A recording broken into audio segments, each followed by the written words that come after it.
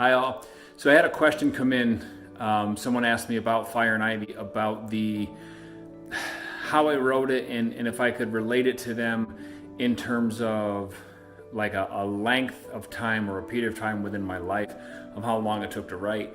And I told them it took a really long time, and I started it a whole bunch of years ago, and then life kind of happened.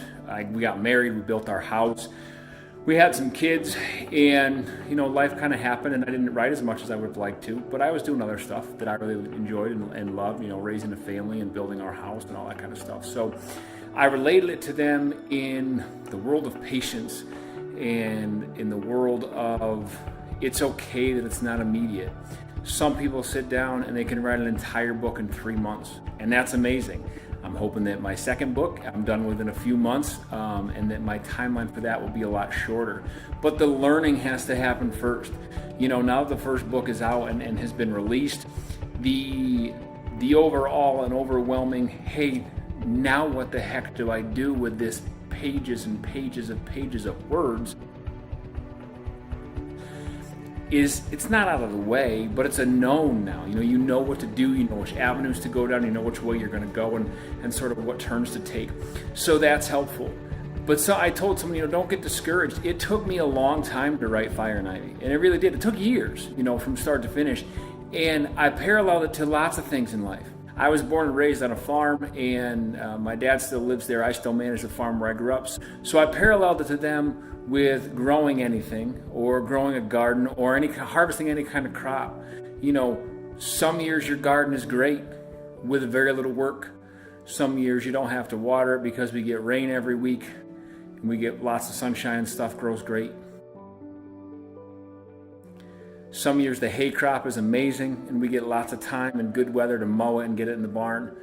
Sometimes the corn grows and it's easy to harvest in the fall, and we get great yields and all that kind of stuff.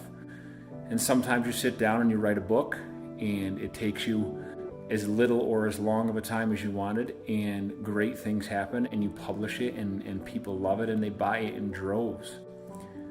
Other times the hay doesn't grow so good, but we still go out and mow it.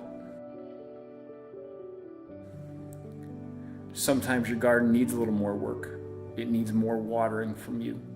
Sometimes you wanted to grow pumpkins and realized that the pack of seeds you grew was for zucchini squash instead, right? But all that's okay.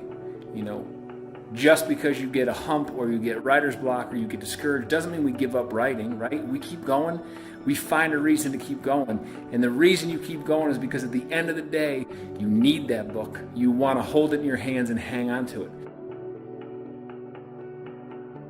At the end of the day, we need our crops, we need our hay, we need all kinds of stuff like that, so you just keep going, right? The process has to go on, whether or not the end result is easy to come by or really, really hard, right? So do it.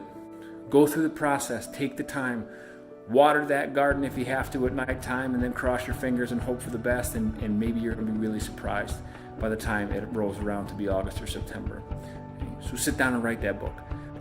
Sit down, enjoy the process. It is not easy. My hat's off to anybody who has written a book, is writing a book, written and published several, whatever it happens to be. It is a craft that we have to work for. So congratulations to all of you, and thank you guys for all your support.